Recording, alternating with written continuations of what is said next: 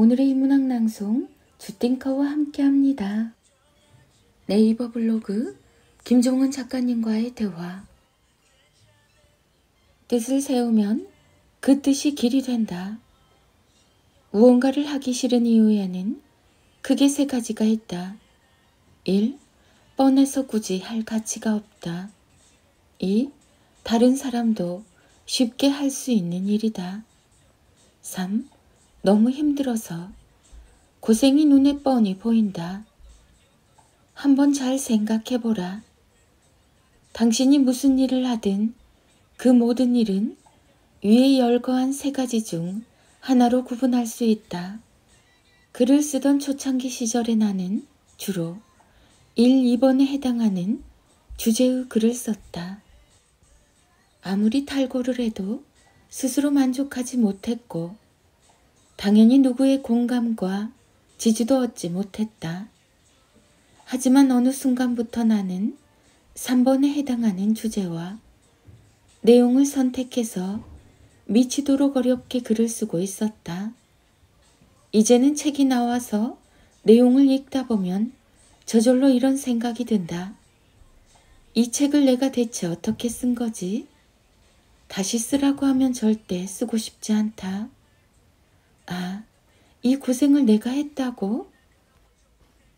그런 생각이 드는 이유는 쓰는 동안 했던 고생이 뼈에 사무칠 정도로 느껴져서 다시는 그런 나날을 반복할 수 없다고 생각해서다.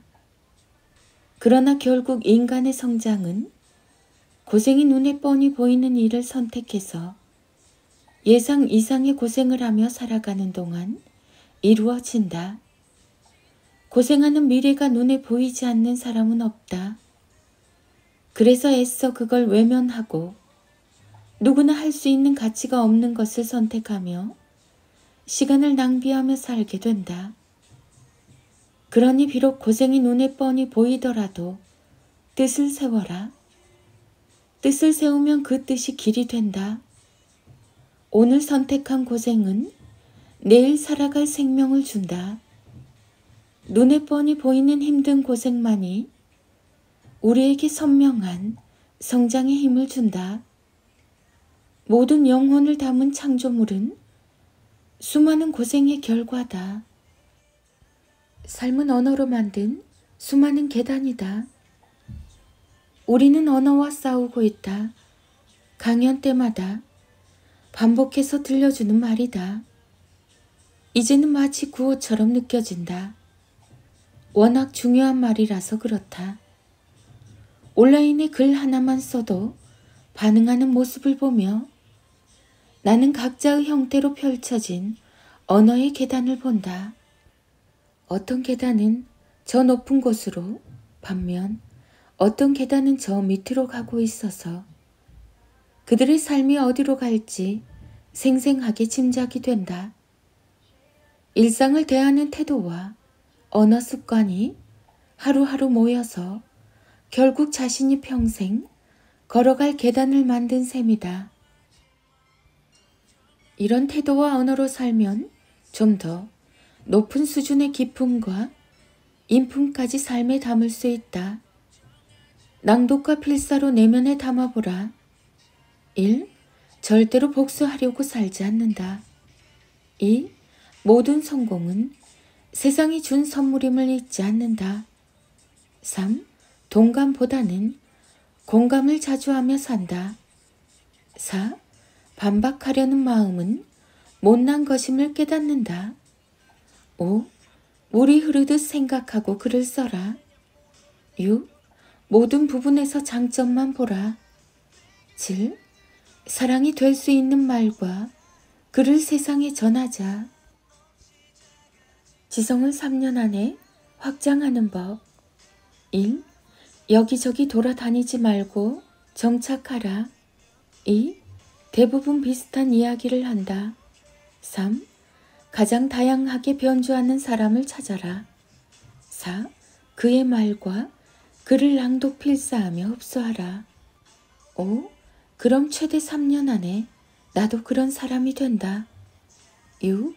인간은 자주 보고 듣고 느낀 대로 완성된다. 7. 여기저기에서 비판하고 분노하지 말고. 8. 지금 당장 되고 싶은 사람에게로 가라. 9. 가서 3년만 그를 믿고 살아보라. 여러분은 어떻게 생각하세요? 온라인에서 누군가 이런 내용의 글을 썼습니다. 나이가 60세가 넘었다는데 여전히 멋지시네요. 그러자 이런 내용의 댓글이 달렸습니다. 사진에서나 그렇게 보이지 영상으로 보면 나이 든 거 보여요. 키키. 이 댓글에 대해서 여러분은 어떤 생각이 드세요? 사랑받고 잘 자란 아이들이 언어 지능이 높은 부모에게 보약처럼 듣고 자란 16가지 말. 1. 세상에서 가장 외로운 사람은 친구가 없는 사람이 아니라 혼자 있지 못하는 사람이란다. 2.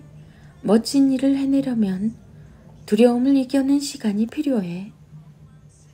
3. 혼자 힘으로 설 수 있어야 함께 있을 때 더 행복해지지. 4. 마음을 글로 써서 전할 때 틀릴까봐 걱정할 필요는 없어.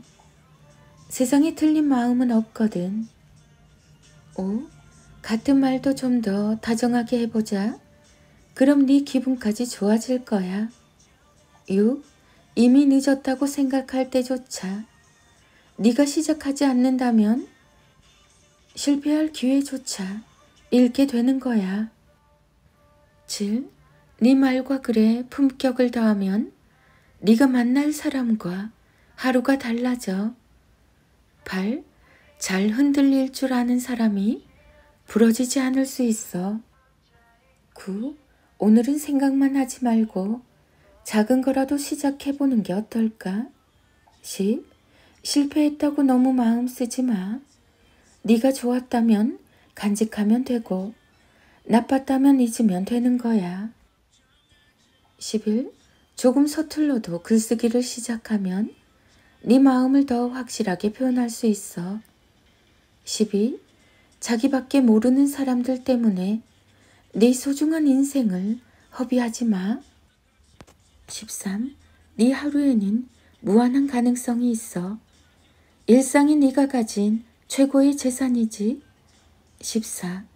뭐든 원하는 걸 얻으려면 가장 먼저 네 마음을 제어해야 해. 15. 작게 나누어서 생각하면 커다란 문제도 결국 풀 수 있어. 16.